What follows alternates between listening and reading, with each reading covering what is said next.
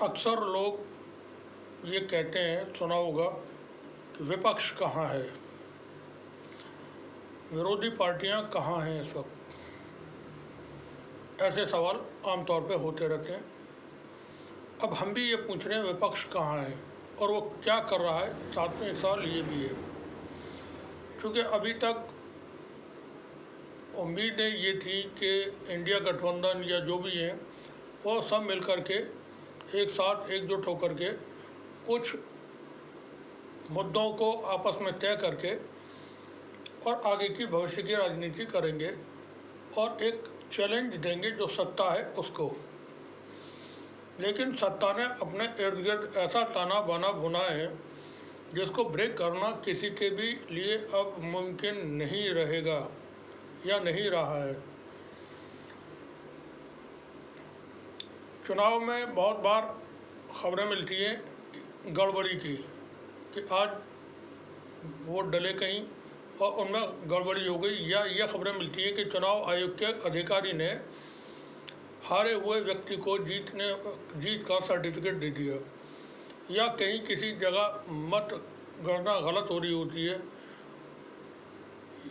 या वोटों की गिनती में किसी तरह की कोई गड़बड़ी होती है तो उसकी शिकायत लोग करते थे जो चुनाव अधिकारी होता था, पीठासीन अधिकारी होता था, उससे। इसी तरह से कहीं किसी कारोबारी के ख़िलाफ़ कोई मामला होता था, कोई शिकायत मिलती थी कि यहाँ मिलावट का काम हो रहा है, चोरी हो रही है, 2 नंबरी का काम कोई बड़ा व्यापारी कर रहा है, तो उसकी शिकायत लोग अक्सर पुलिस में जा कर के या जो खाद्य अधिकारी होते हैं उनसे किया करते थे कि मिलावट हो रही है। लेकिन अब ये शिकायतें भी करना पूरी तरह से ख़त्म हो चुका है, हो जाएगा चंद दिनों के अंदर। सरकार 2 बिल लेकर के आई है। पहला बिल चुनावों को लेकर के, दूसरा बिल कॉरपोरेट को लेकर के है। चुनावों में अब किसी भी तरह की, ध्यान रखें, किसी भी तरह की कोई भी शिकायत चुनाव अधिकारी के ख़िलाफ़ कहीं भी नहीं की जा सकती है। चुनाव में होने वाली धांधली की, गलत वोटिंग हो रही है, दूसरे लोग वोटिंग डाल रहे हैं, विरोधी पक्ष को सत्ता पक्ष के लोग वोट नहीं डालने दे रहे हैं, या हारे हुए को जीतने का सर्टिफिकेट दे दिया जीतने वाले का, इस तरह की कोई शिकायत किसी से भी नहीं की जा सकती है। सरकार बिल ले आई है। एक बिल राज्यसभा में पास हो चुका है, लोकसभा में पहुंचेगा, दूसरा बिल भी पास हो जाएगा। और जिस तरह से इस वक्त इस समय मौजूदा वक्त में मोदी सरकार के पास बहुमत है तो ये बिल पास भी हो जाएंगे, कोई उसमें मुश्किल होगी नहीं। अब इसके बाद किसी के पास भी जो सत्ता पक्ष है, ईवीएम को लेकर के बात होती थी कि ईवीएम में गड़बड़ी है, अब वो गड़बड़ी 100% होगी तब भी आप किसी से शिकायत उसकी नहीं कर सकते हैं। अब मान लें 100% उसमें गड़बड़ी है, लेकिन ये बिल संसद में पास होने के बाद अब उसकी शिकायत आप नहीं कर सकते हैं कि ईवीएम में गड़बड़ी हो रही है। वहाँ बैठ कर के खुद अगर पीठासीन अधिकारी गड़बड़ी करवाएगा तब भी आप उसकी शिकायत नहीं कर पाएंगे। वोटों की गिनती के वक्त वो जिस तरह के भी नतीजे चाहेगा उस तरह के पेश कर देगा जो भी बैठा होगा, और फिर उसको उसी तरह से वो डिक्लेयर भी कर दिए जाएंगे। कोई इसमें शिकायत नहीं कर सकेगा कि यहाँ पर ये धांधली हो गई, धोखा हो गया, गड़बड़ी हो गई। इसी तरह से एक बिल और संसद में लाया गया है, वो कॉरपोरेट सेक्टर को लेकर के है। जिस तरह से आरोप लगते हैं, पिछले दिनों आपने देखा होगा, चाहे वो केजरीवाल हो, केजरीवाल की तो राजनीति पूरी तरह से इसी पर थी कि वो कुछ लोगों के ब्लैक लिस्ट, वो इनके पास लिस्ट थी, जेब में रख कर के घूमते थे और बताते थे कि ये लिस्ट है, तो इसमें उन लोगों के नाम लिखे हुए हैं जिनका पैसा भारत के बाहर रखा हुआ है, स्विस बैंक में या कहीं भी, और ये काला धन है। राहुल गांधी को आपने भाषण में सुना होगा, वो अडानी और अंबानी, अब कुछ दिनों से उन्होंने अंबानी का नाम लेना बंद कर दिया है, आपस में बातचीतें हो जाती है, सेटलमेंट्स हो जाते हैं।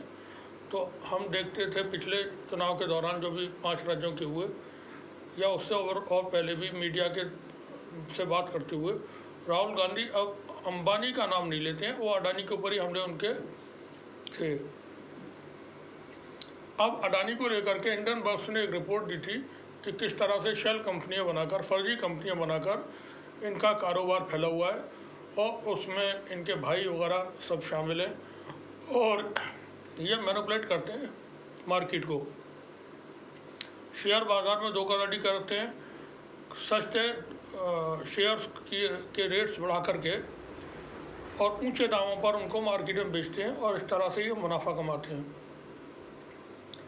20,000 करोड़ का राहुल गांधी की तरफ से, कांग्रेस की तरफ से भी आरोप लगाए गए कि वो किसके हैं जो अडानी के कंपनियों में लगे हुए हैं। जिस वक्त हिंडनबर्ग की रिपोर्ट आई थी तो अडानी की कंपनी की तरफ से पक्ष आया था और कहा गया था कि उन्होंने अपने आप को भारत से जोड़ दिया था कि हम भारत के लिए काम कर रहे हैं, भारत की सेवा कर रहे हैं, भारत को पैसा कमा करके देते हैं। तो विरोधी हमारी छवि ख़राब करना चाहते हैं और ये गलत आरोप हमारे ऊपर लगाए गए हैं। अब अडानी को क्लैरिफिकेशन देने की ज़रूरत नहीं पड़ेगी। सरकार उसके ख़िलाफ़ जो भी कोई आरोप लगाएगा उसके ख़िलाफ़ ये मुकदमा लिख सकती है कि ये देश के आर्थिक व्यवस्था को नुकसान पहुंचाना चाहते हैं। किसी भी कारोबारी के ऊपर आरोप लगाने वाले के ख़िलाफ़ अगर कोई आरोप लगाता है कि अडानी का धंधा गलत तरीके से होता है तो अब अडानी को उसमें कुछ नहीं करना, सरकार मामला दर्ज कर लेगी और ये आतंकवादी कार्रवाइयों के तहत मामला दर्ज होगा। बताते हैं आतंकवादी, तो ये टेररिस्ट जो आरोप लगा रहा है ये आतंकवादी है और ये देश की अर्थव्यवस्था को नुकसान पहुंचाना चाहता है। तो तमाम दरवाजे बंद। 3 राज्यों में ये जो हार हुई है अभी कांग्रेस को या विपक्ष को, उसके बाद से ही हमने अपनी खबरों में ये कहने की कोशिश की कि आगे के रास्ते न सिर्फ मुश्किल हो चुके हैं, बहुत मुश्किल हो गए विपक्ष के लिए।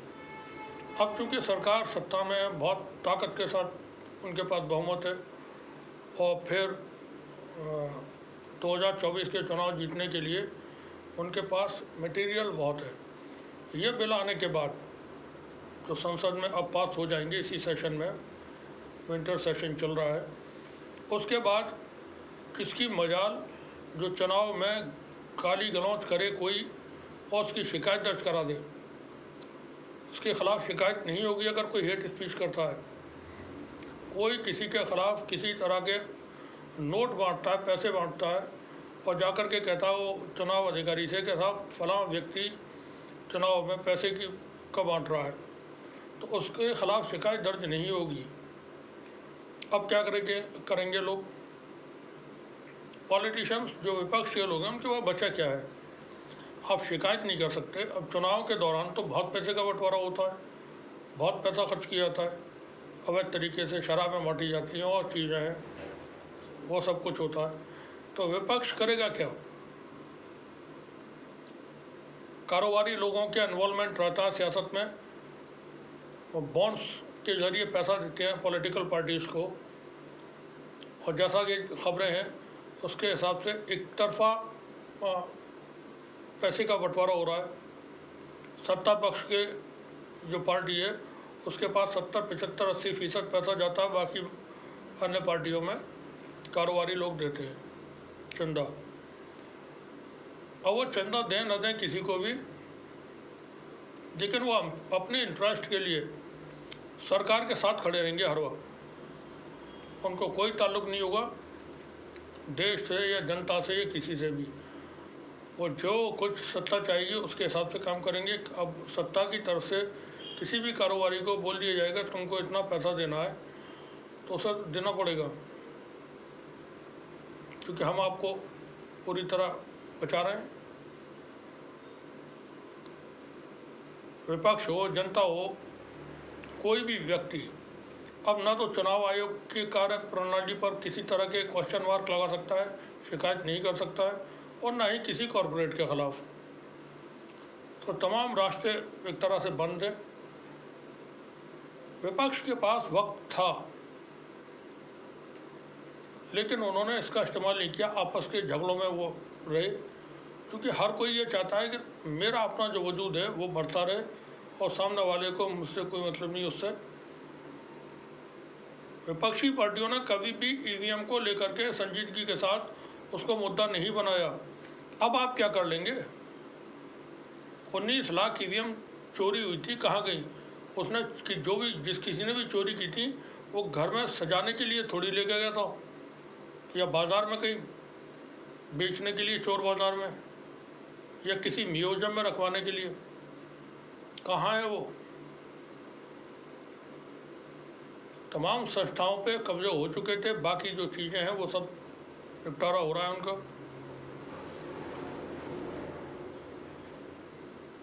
चुनाव आयोग की नियुक्ति होती थी, उसमें प्रधानमंत्री, विपक्ष का लीडर और सीजीआई, सुप्रीम कोर्ट के मुख्य न्यायाधीश शामिल हुआ करते थे, और सरकार ने उसमें भी तब्दीली कर दी है।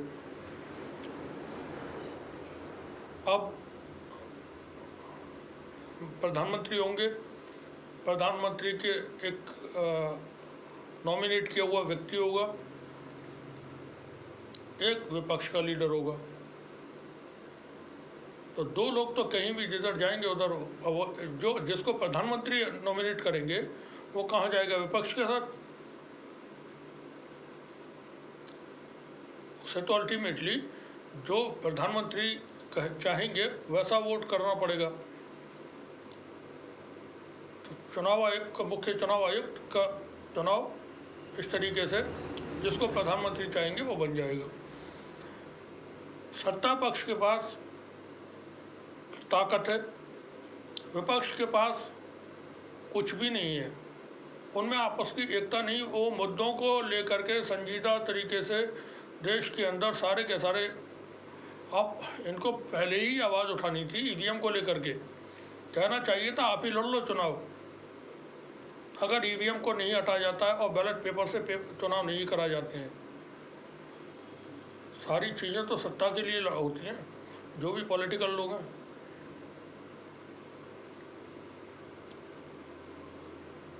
खैर, ये एक जानकारी हमें देनी थी कि सरकार एक बिल लेकर के आई है, 2 बिल लेके आई है, जिसमें एक किसी भी तरह से चुनाव की प्रक्रिया पर आप सवाल खड़े नहीं कर सकते हैं, ना जनता खड़े कर सकती है और ना ही विपक्ष के लीडर्स। चुनाव में धांधली होती है, चुनाव में गड़बड़ी होती है, चुनाव में ईवीएम ख़राब हो जाती है, चुनाव में ईवीएम से गड़बड़ी जानबूझ करके की जाती है, आपकी आंखों के सामने की जाती है। आप जीत जाते हैं और आपको हार का सर्टिफिकेट आपके हाथ में दे दिया जाता है, तो आपको हार ही माननी पड़ेगी। आप कुछ नहीं कह सकते हैं, कुछ नहीं कर सकते, शिकायत नहीं कर सकते उसकी। इसी तरह से अब आप किसी भी कॉरपोरेट के ख़िलाफ़, किसी व्यापारी के, बड़े उद्योगपति के ख़िलाफ़ कोई सवाल नहीं उठा सकते हैं। अगर आपने उसकी शिकायत की किसी भी तरह की, कोई गड़बड़ी की, तो आतंकवादी आप होंगे और आतंकवादी के केस में आपके ख़िलाफ़ कार्रवाइयाँ की जाएंगी। बने रहिए, देखते रहिए 30 जंग न्यूज़। और अब खेल ख़त्म, अगले सदियों तक के लिए खेल ख़त्म है। ये हम अपनी पुरानी रिपोर्ट्स में भी कह चुके हैं। अब ये कई सदी के लिए संघ का बहुत मजबूत इस वक्त शिकंजा फंस चुके हैं सब उसमें। दी एंड। मनमोहन सिंह की फिल्म में, मनमोहन देसाई की फिल्मों में लास्ट में it's not beginning, the and.